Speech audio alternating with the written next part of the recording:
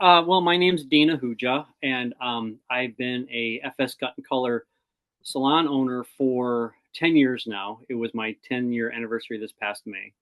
Um, and actually, just as of early 2023, I'm also a development agent for Fantastic Sam's. And my territory is from just south of Minneapolis down through Des Moines, Iowa, and kind of up and down the 35 corridor, if you will. Um, this is actually I call it my career 3.0. My first career out of school was in aerospace. And I did that for 5 years working for McDonnell Douglas on a variety of projects as an engineer scientist, so much into science and technology. Then I moved on to the computer hard drive industry and worked for a company called Western Digital, or WD. And then after that, um, a company called Seagate Technology, which I worked for as a product line manager, a PLM, responsible for their enterprise class hard drives up until 2015 when I first started doing this. So this is completely different, obviously. My first foray, right after college and in science and technology and doing different things like that. And now I'm doing this, and I plan to do this for a while longer. Um, Moved here to started out in Southern California, where the aerospace industry really thrives, and now I live just south of Minneapolis. Awesome. Thank you so much. So you don't do anything in less than like 5-year increments. Yeah, yeah, exactly. Yeah. Yep. Mhm. Awesome. So I guess we'll come back to like the very beginning. So once you were done with your first two careers, like what Mhm. made you search for alternatives and how did you land on franchising? Yeah, well, early on, I kind of knew that I wanted to start my own company, um, but I didn't know how, and I didn't know how I was going to do that, or how that would look. Um, so I kind of went into the corporate world. Not that that was going to be my goal right out of school, or as it just kind of how things worked out. So I worked for fairly large companies, very large companies, as a matter of fact, and I learned a lot along the way. But there came a time, probably around 2011, 2012, where the company I worked for was undergoing a lot of change, and my organization was being kind of split up, I guess, if you will, and some of my responsibilities were going somewhere else, and this that, and then I started feeling, well, maybe now is the time to look at alternatives, and so I did, and actually a friend of mine and someone that I worked for quite a while, worked with, I should say, um, he had actually looked into other career opportunities himself a few years before that. And I was sort of living vicariously through his search and all that. And he landed on Fantastic Sam's, I think in the 2006 and 7 timeframe. So I got to learn vicariously what it was for him to develop salons and work with a franchise and all that, while I kept doing what I was doing in the corporate world. And then sort of tongue in cheek, around that 2012 timeframe, I said, hey, you know what? Wouldn't that be fun if you and I started a company together and we opened up more salons? And long story short, that's what we ended up doing. And now he is sort of, he's retired and he's out of the business now. But it was good to get an insight on how franchise business worked. And I remember when he first told me he was getting to Fantastic Sam's, because he's an engineer like myself, and I said, well, you don't know anything about hair, and he goes, yeah, I know, I'm going to learn, right? And so he did, and um, I thought, well, that might be kind of fun to do. And so when things got, mm, I'll say, like I said, precarious. There was a lot of uncertainty in the corporate world where I was. I started to look seriously, and he and I started this journey together. But I did look at other models. I looked at, the franchise fast food chains and some of those. But I really gravitated towards, and plus, since I knew somebody that had gone through the experience in a very positive way, I thought that was the best fit for me. Awesome. This is great to hear. So I guess like obviously in your corporate career, like as an engineer, you had that strong skill set. So stepping into the small business ownership, like, becoming a franchisee, like how did you develop that completely different skill set? Well, I can tell you, I listened a lot and I asked a lot of questions and I made a lot of mistakes along the way. I did bring some things with me from the corporate world, and I think things that really helped me. Um, and whether it be some of the focus on SOPs and some of the rigor around metrics and how to evaluate businesses and on all that, that I had brought from my corporate world. Team dynamics, growing organizations, I had done that fairly successfully um, when I was doing that. um, but what I didn't realize, well, number one, this is a totally different industry, right? So this is, you need to learn a different language in terms of all that. The biggest thing, though, I think, was the focus on the team, and I spent a lot of time working on the team and the team culture.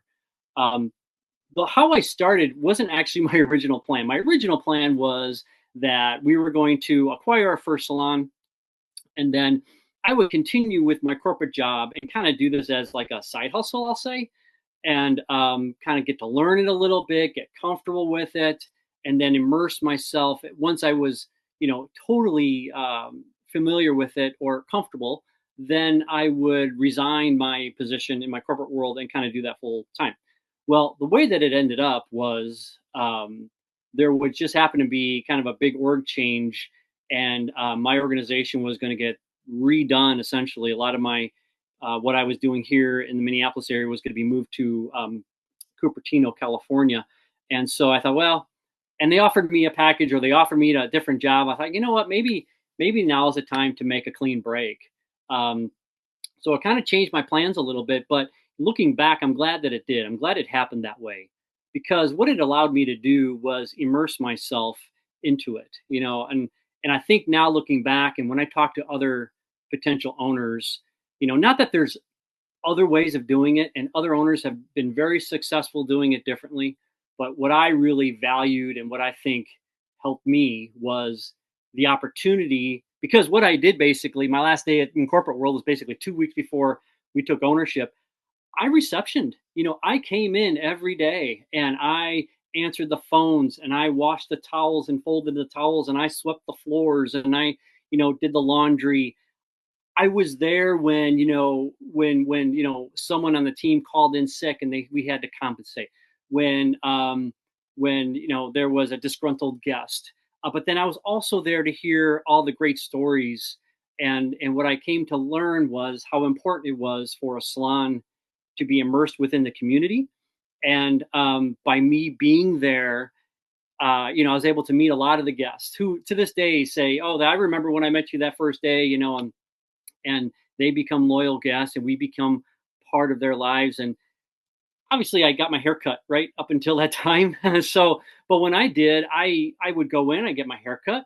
It was nice, it was fine. I kind of went to the same gal for several years, and it was a pleasant experience, but that was kind of it, and I would go every, what, 3 4 weeks or so.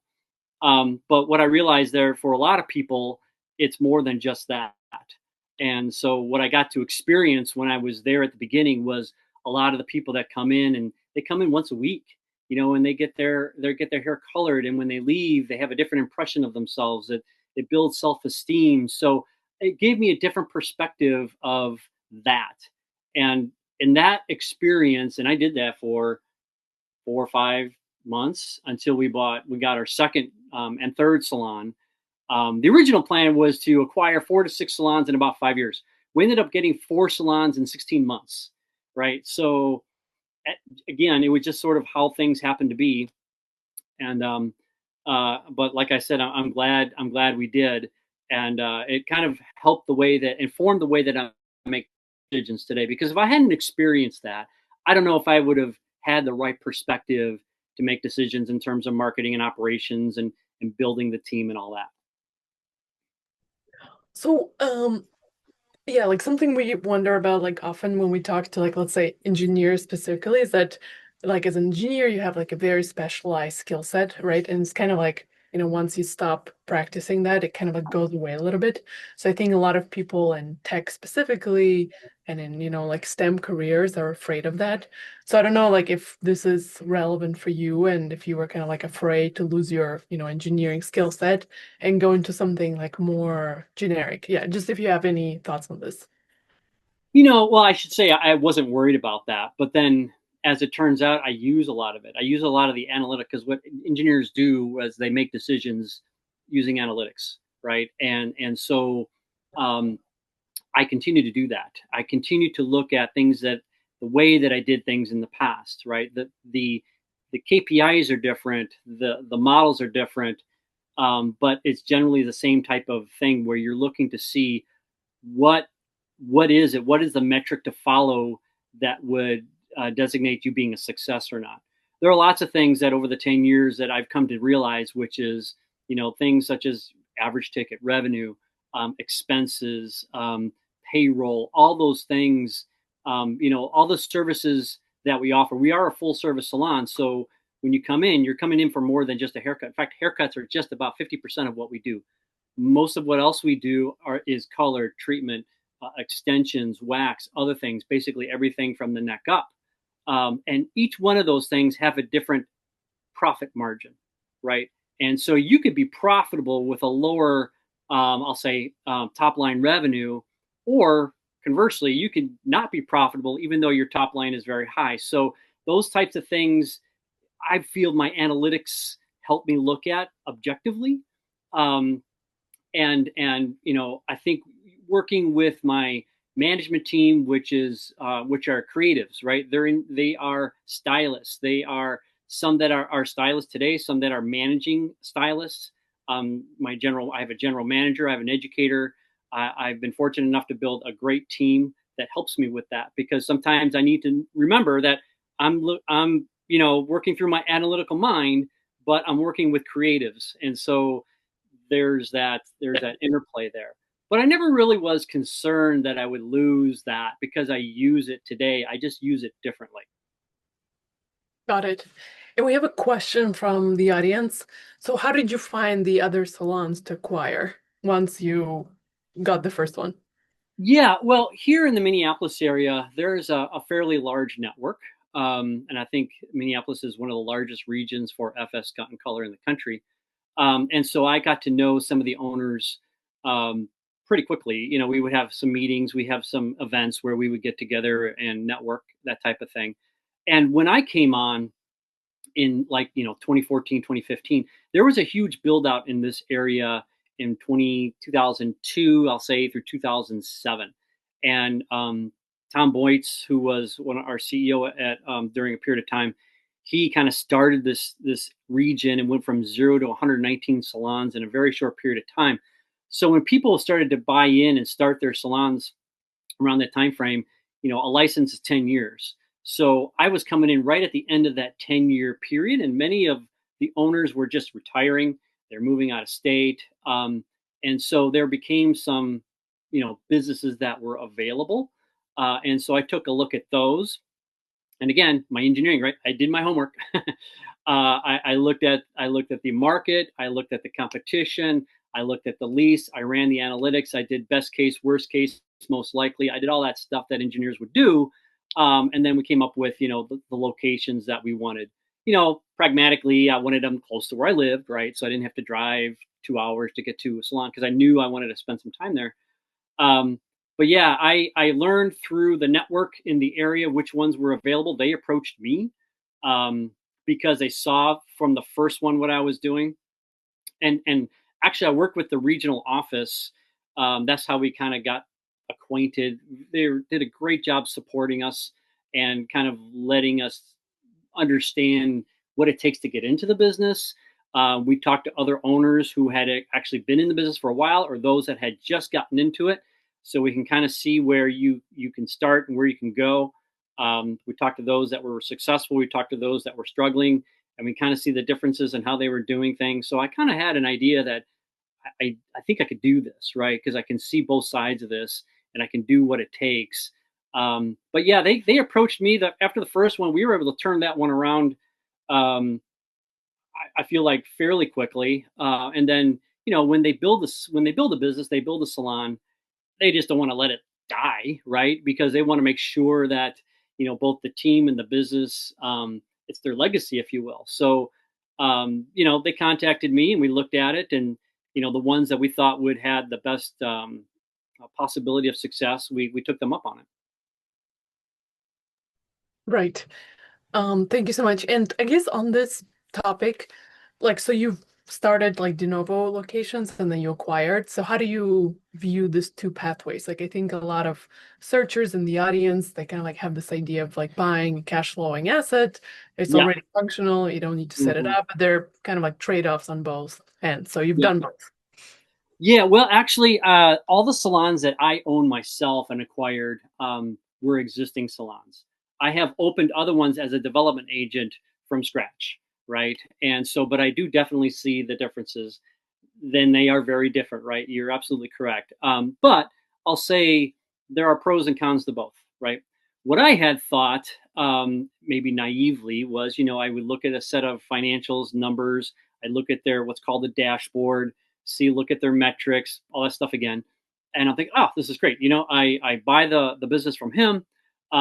Usually, it's a multiple of earnings or that type of thing, and then I take it and it's up and to the right. I'm just going to grow it from here, and well, I'll be making money left, hand over fist. What happens though is that there's a change, right? And when you buy a business like that, you inherit whatever is there, good, bad, or ugly, right? And so what I did was kind of I focused too much on the good and not so much on the human element of, okay, there's a change here, and the team is what made this somewhat successful, and I got to make sure that that team remains intact. Where when they see from their end a new owner coming on board, oh, that gives them cause, some concern and a reason for pause, and they start to question. Sometimes they'll think that's an opportunity to explore new opportunities themselves and leave. But then also you have the way that they do things. That they have a set of behaviors and dynamics that you also inherit, right? And so change, as I've come to learn, is very, very difficult. Changing behavior is very, very difficult. Now, if you start a salon from scratch, it's a blank slate. You start from a clean canvas. You can start from the very beginning. You set behaviors from the beginning. So there's definitely a benefit to that. Obviously, there's a cost to that. But I think that if you're in the right situation, as a development agent, the first thing that I look at in any given community or location is whether or not it's what's called a second gen location. So second gen location is where it used to be a salon at some point.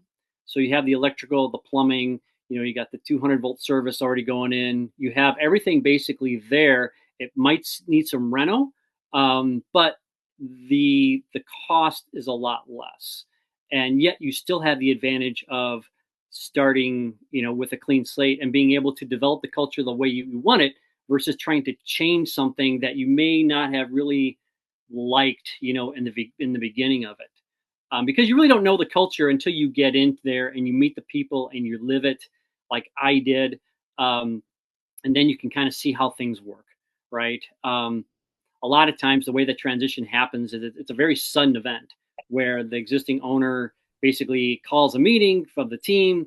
They don't know why. They get there. In fact, I'm trying to change this process, by the way, but typically they would get there.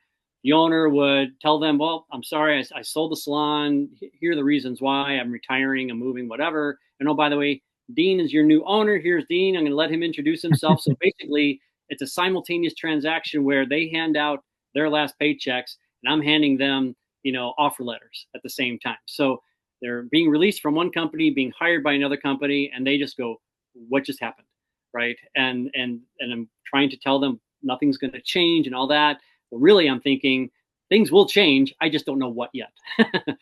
So, but there's a definite difference. And I think each situation is different. Kind of, I wouldn't say one is definitely better than the other. I guess one question I have is right now, are there opportunities for acquisitions within Fantastic? Yes. Yeah, there are. I think that there always are. People are, like I said, retiring, moving, wanting to leave, sell their businesses, from time to time, and there are those. As a development agent, I also help with that if they happen to be in my region or if they want to come into my region.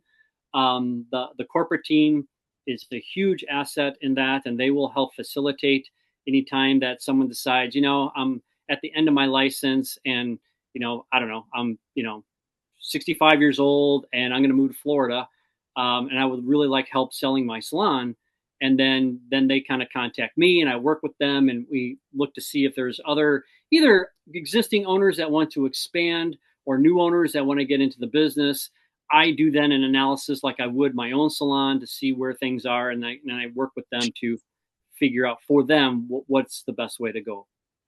So if someone is interested more in acquiring first and growing, like how should they go about it? Should they like reach out to you? Like, Yeah, well, I would definitely reach out to the franchise first, right? And I cool. believe that there's a franchise kind of element part of the website where they can go to, and that'll start to kick the ball rolling. There'll be a lot of conversations up front. There'll be FDD disclosures to make sure that's all under the way, and kind of then after learning of what they want to do, um, if this is, and many people have a lot of different reasons to get in there. Some people like me wanting a change of career and want the income of this new job to replace the income that they had. Some people want it in addition to I want to have one or two salons, but I'm going to keep doing what I'm doing, and I'm going to merge the two together. Some people, one of the salons I purchased from a woman who had the original intent was for her and her husband to use this as their retirement plan. And they were going to retire their previous jobs, and they're going to run the salon to earn some extra income and just sort of ride off into the sunset. Unfortunately, he unexpectedly passed away, so her plans changed. And so then she approached me, and I ended up acquiring that salon. So everybody has their different rules. So we have to kind of learn that. So what do you really want to do? And then from there, we can see, okay, well, then what's the best opportunity that matches what you want to do? Cool. So, also like on this topic, we hear this idea often that the franchise like resales, the first people who know about them are existing franchisees versus kind of like the wider network. So, would you agree with that? And kind of like, if you have any thoughts on this? Well, I suppose that's probably true, only because, like I said, there's a network, right? And so I don't know if an owner who knows other owners in the area, and there's one that's not too far away, and they're thinking about exploring, that they're ready to get out of the business, they're ready to retire. They may just give them a call and say, "Hey, would you be interested, since I'm right next to your other salon, in acquiring my salon?" There's no way to stop that from happening. So I'm sure that does happen from time to time. At the same time, I know this has happened as well. Is that the very next phone call they'll make is to the regional office to tell them the same thing. So there'll be different routes of that. There'll be kind of an internal search of a replacement owner, and an external search of a replacement owner. And so there's that. If someone comes, let's just say in my area, and they are looking to open up a salon, FS Cut and Color, what I would do is, first, knowing what I know, or I would contact my regional office myself and say, "Hey, do we know of anybody that is looking to, in the next, I don't know, 12 months, 6 months, retire or sell?" I'll start with that. But then also, I've explored in my territory already what good locations would be. Just as an example, I know in Rochester, Minnesota, where the Mayo Clinic, IBM, other, um, thriving corporations are, there is a huge opportunity there. I know that in Des Moines, in West Dallas, in Dallas County and Story County, some of the fastest growing counties in the country, huge opportunities there. I've explored those. So I sort of take that as well as what is currently available, and we just match them to what they want to do and figure out which is the best route for them. Cool. So we have a question from the audience on this topic from Nick. How did you finance the first and further locations and acquisitions specifically? Yeah, yeah, no, that's a very good question. There are lots of ways, yeah, obviously you could do this, right? Um, Either via your local bank, the SBA. Personally, what I did was I simply I had some other assets that I liquidated, and I used that. So I was fortunate enough not to have to take a loan. And then the business, the first business I had kind of financed itself for the second one and the third one, that type of thing. So I did a lot of reinvestments from that standpoint. That was just my own strategy. People can do it differently. I know a lot of people that'll carry loans and things like that. So it kind of depends on everybody's individual situation. That makes sense. So, another question is like, as you were growing, like acquiring salons, so you kind of like initially we heard about your entry into FS Cut and Color, but like later on when you had like more options, so why did you choose to like stick with a brand? Is it kind of like your connection with the franchisor? Do they support you? So yeah, would love to hear about that. Yeah, well, bottom line, I was being successful, right? And so if I wasn't, I probably would have looked elsewhere or done something different. But I stuck with it, and I did get a tremendous amount of support. Um, they help you with everything from launch. They work with you, T minus 12 weeks or whatever. Kind of depends if you're acquiring or if you're building out. But then we'll go through launch plans, soft opening, grand opening, working with the community and kind of making a big grand opening with the community centers and doing all the advertisement, both social media and in print. Other ways to get out into the community and let them know that you're going to be opening and when. They help you hire. They help you recruit. They show you how you can make connections with the area cosmetology schools. How you recruit from experienced stylists. I learned a long time ago that I actually relish being putting a salon where there are other salons because I feel like we would pull from them, not the other way around. I've pulled stylists, I've pulled guests from other salons, so I kind of have the reputation they hate to see me coming, right? Because of our business model and where we're at, and I think that the way that we're supported, the way we have continuing education for our team and everything else, is a big draw for hiring, and the corporate team helps you through that, right? So if it weren't for that, I probably would have gone different places. Not to say that I haven't made mistakes and all that. I have. But as things went on and like, oh, that first one's working pretty good, making some money. The other one kind of showed up. I took a look at that. I thought, well, I could take that and I can see where there are some soft spots where I can build upon and improve. So I went that route as well. And yeah, so I looked at a lot of different opportunities, and usually it's not so much am I going to leave FS because it was successful for me, but it's where is my next salon? Where am I going to open my next one? Just because if it's successful, you want to keep it going. And I guess that's how I got into the development agent area, was because I had to make a choice at one point. Do I keep building salons or do I do something different within the same industry? And that's why I chose to do that. Awesome. So another kind of big point of contention is being an operator versus being like an area developer like yourself or a multi-unit franchisee. So if you could walk us through, what your day-to-day was like when you first joined with the first salon versus like how your role has expanded. You probably stepped away from like day-to-day operations. So yeah. Yeah, well, like I explained, I was a receptionist when I first started, right? And in fact, I did that when we got our second one too. I kind of split my time, but as we got number 3 and number 4, it's hard for me to be in a lot of different places at once.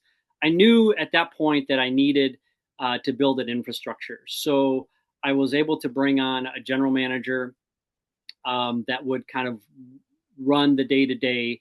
And it's important, at least for me, and this is something I think I also brought back from the corporate world, because everybody has a role, right? So in Minnesota, every salon has to have a salon manager. In fact, that's the law. It's the Board of Cosmetology rule. In fact, their name is on your salon license. That's not the case in every state, but here it is. And so because that they're a manager and their name is on that license, however, doesn't necessarily mean they're a good leader. So you have to kind of develop that, right?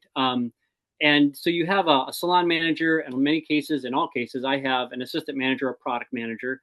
I also have a general manager where that supports them. And I also have an educator. It's a licensed educator. She actually works at a school as well. And so I have a really nice infrastructure.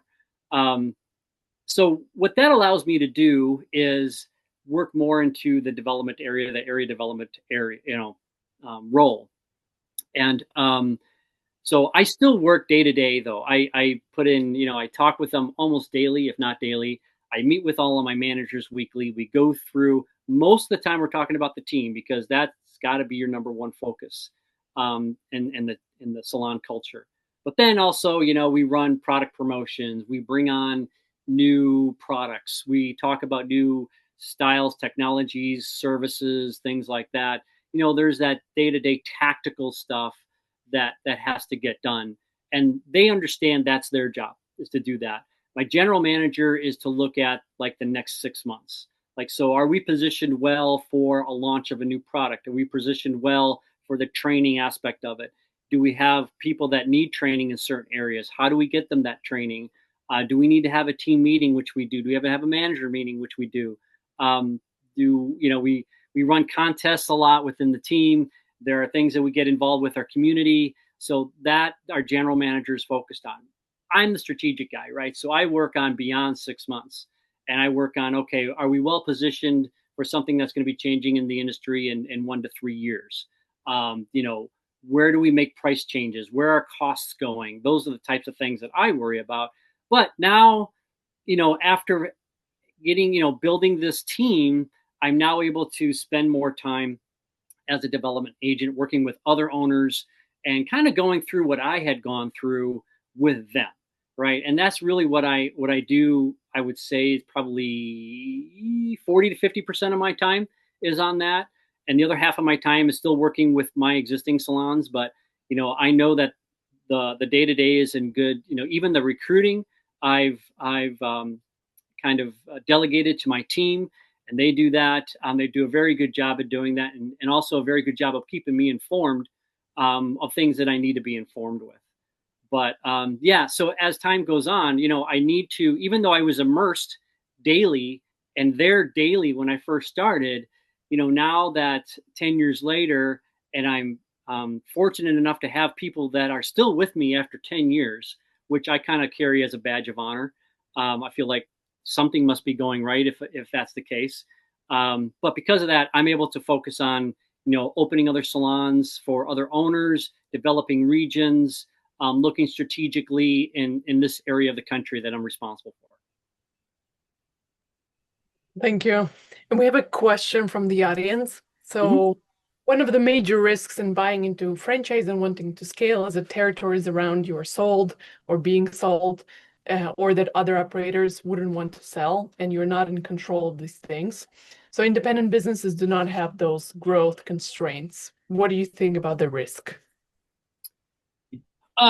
Well, independent. So in terms of other FS salons or other salons in general? I think like that person means like just acquiring an independent business. So just comparing franchise businesses versus independent businesses to acquire. Yeah. Well, from a franchise standpoint, the benefits of that is that you have that support, right? So they are vested in your success, because when you're successful, so is the franchisor successful. From a local business standpoint, I feel like if you do your job, well, first of all, you have to have a healthy respect for others that are in your area, that other businesses that come up or had existed before you. There are other very good salons out there. I remind my team all the time, there are good stylists out there. There are good salons out there. We have to have the respect that we earn their business every single time that they come. But I feel like if we run our operations the way that we should, and we run our guest services as we should, that we will be pretty well positioned for our market share, I'll call it. I know what our retention rate is for new guests. I know what our retention rate is for repeat guests. I know what it needs to be. I know what work we need to do. And that's what we focus on. We focus on the guest experience. And like I said, other salons do the same things, other business. There's always going to be a risk of someone coming into your area. And yeah, I feel it, right? When a salon down the street runs a sale, I may feel that temporarily. But I know that, after the first one or two, that they usually come back because of the level of service that we provide and the value that we provide, because, our whole moniker is affordable elegance, right? And that is what our focus is all about. And that's where I like where FS plays within the marketplace. We're not your drive-through, quick in and out franchise model, and we're not a boutique, because you basically build revenue on two ways. Value of your ticket and how many tickets do you have? And in both those extremes, you're kind of reliant on one or the other, where we're kind of in the middle.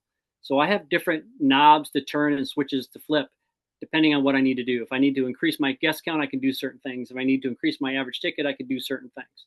So yes, there's always going to be that risk of other salons and other businesses kind of popping up in your area. But I feel like if you do the things you should be doing and you listen to the franchise and the support that they're providing, you should be okay. So then I just wanted to follow up.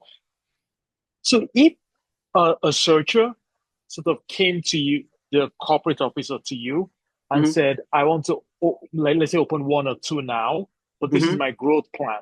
I would like to own 5 in the next 3 years and then 15 5 years from now.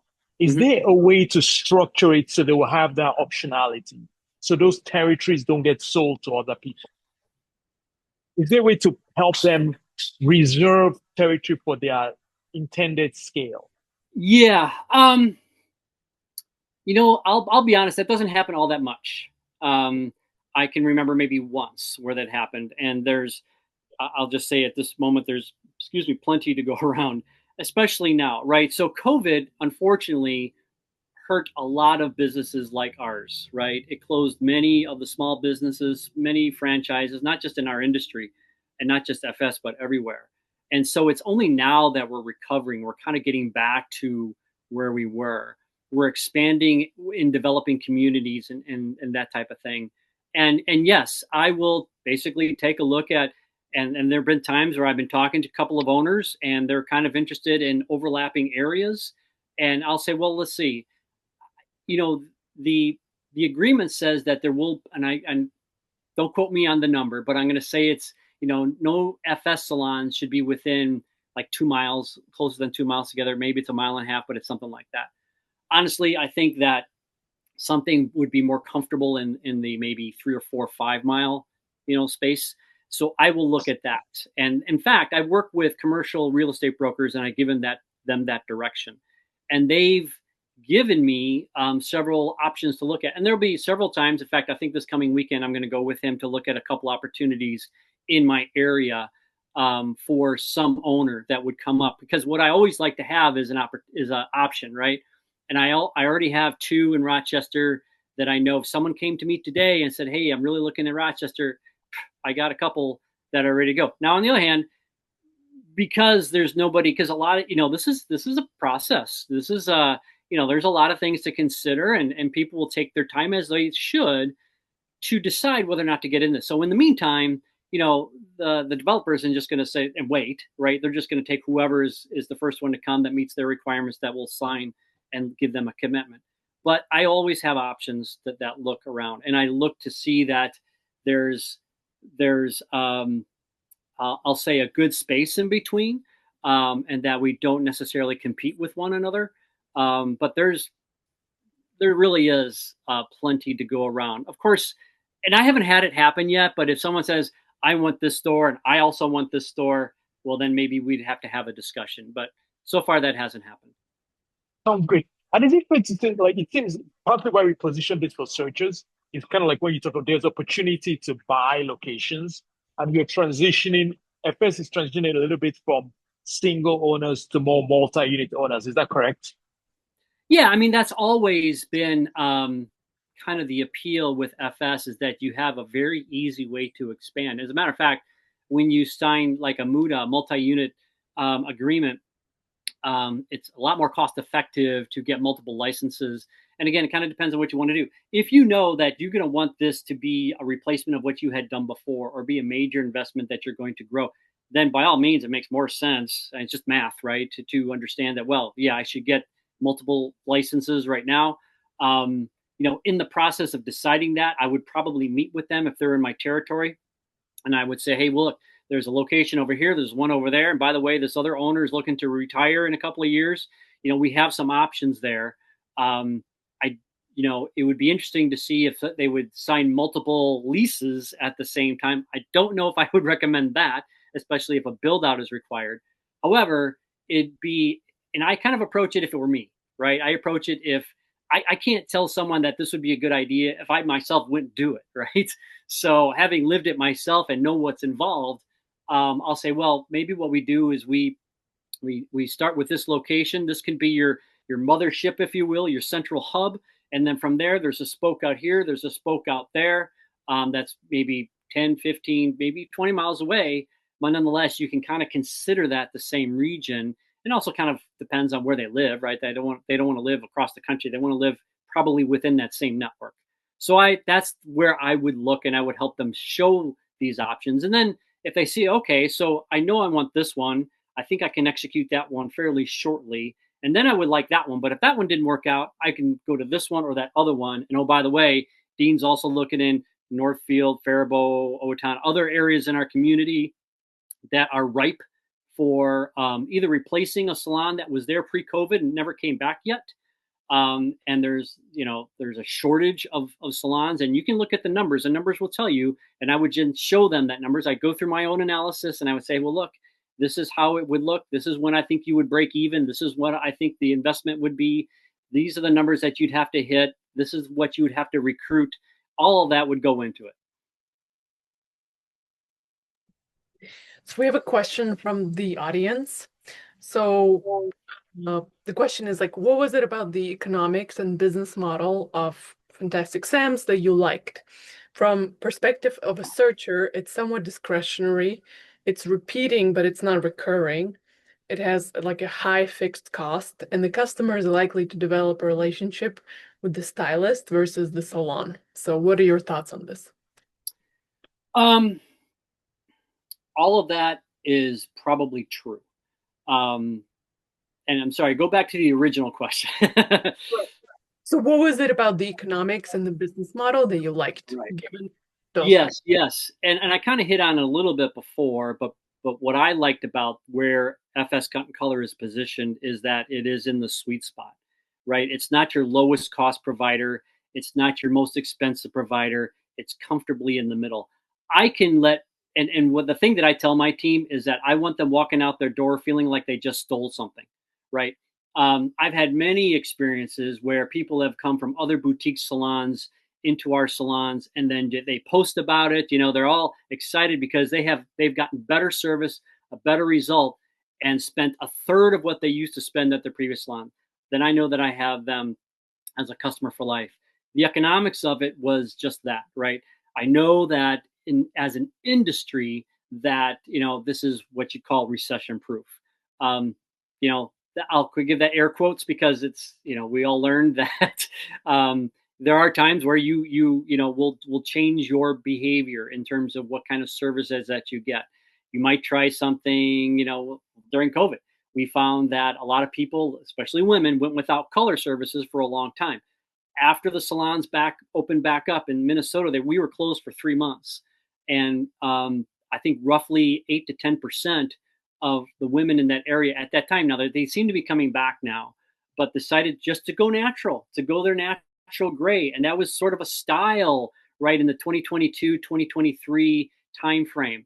And I would say right about now, maybe 6 months ago, we started to see them, okay, I'm bored with that. I want to come back and get my highlights, my blonde or whatever color that they used to have, or try something different.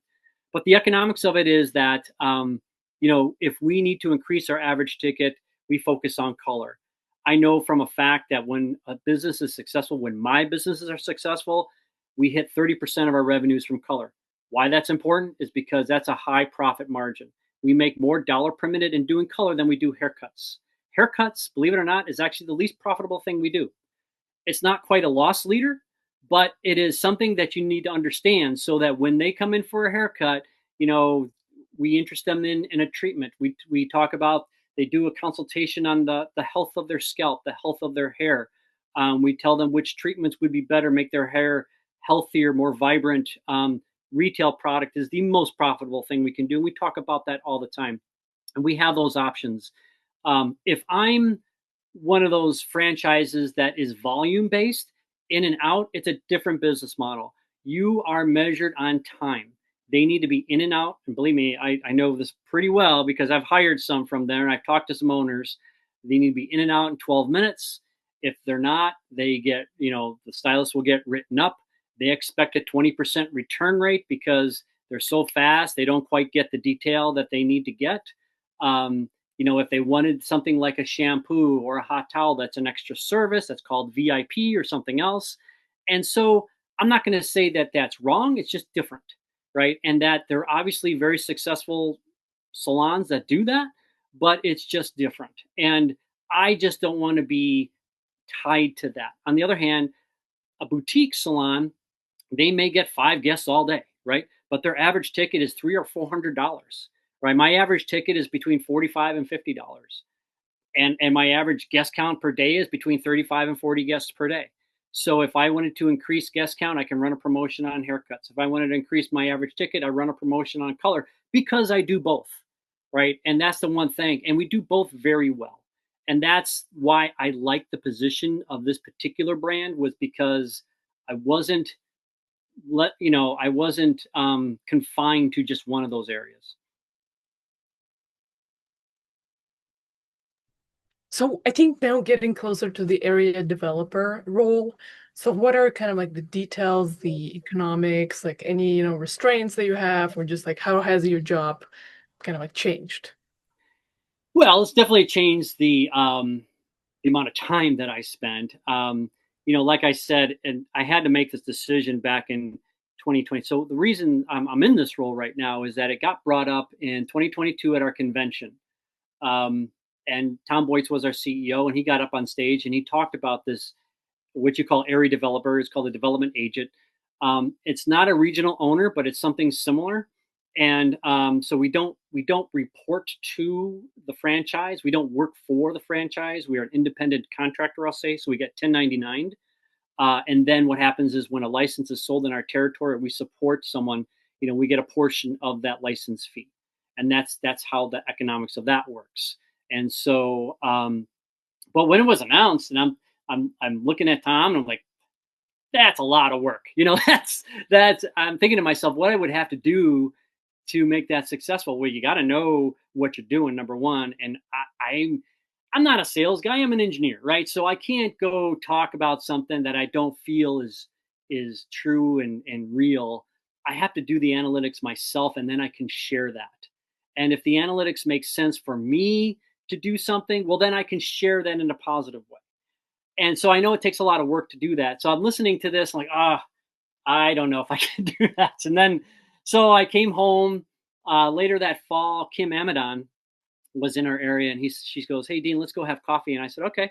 And she says, "I think you'd be really good at this development agent thing." I'm like, "Okay, why? Why do you think that?" And so we started talking about it. I mean, I guess I really didn't know the details of how the franchise, the guts of how a franchise works, right? All the, the Section 19 of the FDD and all these other things that you really have to pay attention to, all the economics, the legalities and things like that. The process, I'll just call it.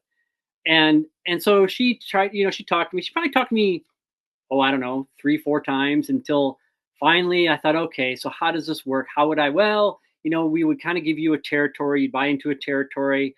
Okay. And so it's an investment. Okay. When can I make that investment back? And I came back, I talked to my wife, and I said, well, talk to Kim again. And, she brought this thing up again. And I don't know, maybe this might be something worth doing versus adding on more salons, because the salons, I love running the salons. I have a great team doing it, but it's needed less of me to do that now, unless I got a whole bunch of other salons. I'm like, but this is different. To me, this seems to be, I can share the things that I've learned, the mistakes that I've made, and help others kind of develop the region as well. And also, make a little bit of money doing it. So I decided to do it. In January of 2023, I signed on as being a development agent. And there are now just a handful and for Fantastic Sam's around the country and we're kind of getting to doing things in a very similar way, but I still feel like it's fairly new. But I have fun with it. I enjoy talking to potential owners and helping them. I enjoy looking at other areas to see what would be beneficial. Talking to Chamber of Commerce, and working through grand openings that we had just last month. We had another one in 2023. We're hoping to have another one here before the end of the year, and then one in spring. And so, those types of things drive me. So for me, it was just a slight deviation to still staying in the same industry, but doing something, leveraging what I have learned and helping others kind of with that. And with the people that you work with, what are kind of like the biggest roadblocks or maybe like stereotypes they have around like, running hair salon, getting into franchising or FS Mhm. color specifically? Right. Usually, by the time I talk to them, they've already done their homework or at least a little bit of it. But I make sure that I don't sugarcoat it. I say, well, look, you got to know that, there's a lot of things to learn here. I will help you every step of the way. I will give you the benefit of the experience that I've had. I'll help you negotiate a lease. I'll help you find a location. I'll share the pros and cons. I'll run an analysis through you. We can talk through it. It's all, to me, it's math, right? So I'll show you the math, you can make the decision for yourself. But yeah, I mean, I enjoy doing that. I think that it's, I don't know. I think this is something that people need to make those decisions for themselves. I simply give them the information, and if I think that something is not worth looking at, I tell them I don't think this is worth looking at. I think this is a location that has too high of a risk, and here's why I think that. But I enjoy working with people and their perspectives. Like I said, when they come to me, they've already have a little bit of understanding. Interestingly enough, recently I've gotten a lot of folks from like the IT world talking to me, and I'm not sure why that is. It's just maybe a coincidence. But the good of that is that they also have a little bit of an analytics um, predisposition. So I show them sort of the analysis that I have run, and the profitability aspect of it, when you can get profitable and all that. Kind of depends on the location, the market, where it's located. Is it located near Target? Is it located near a Home Depot or Home Goods? Or because the FS shopper is a similar shopper that might attend those different places. So we look at that. We look at nearby salons. Where are we going to recruit from? Where the stylist going to come from? And I share all that with them.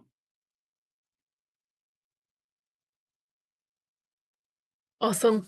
So unless the audience have any final questions, I think I we're guess good. I guess I just had one question for Dean. Mhm. So will you say you're into like the latest hair fashion? So what style or haircut or color will you recommend for the audience? You know, uh, the Well, fun part about this is that we do get, we have a convention every other year, and part of that convention they talk about the new styles and the trends and whatnot, and whether it be the new color. Every season has a new color, right? So typically in your spring and your summer, you're going to want to have the more blondes, and we had platinum going really big for a while. Believe it or not, the mullet is coming back.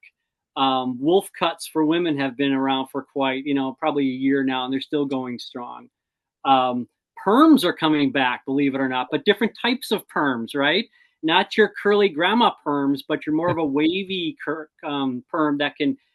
We have now the technology and the chemistry that be able to do perms and color at the same time, where you weren't able to do that before because it would just fry the hair.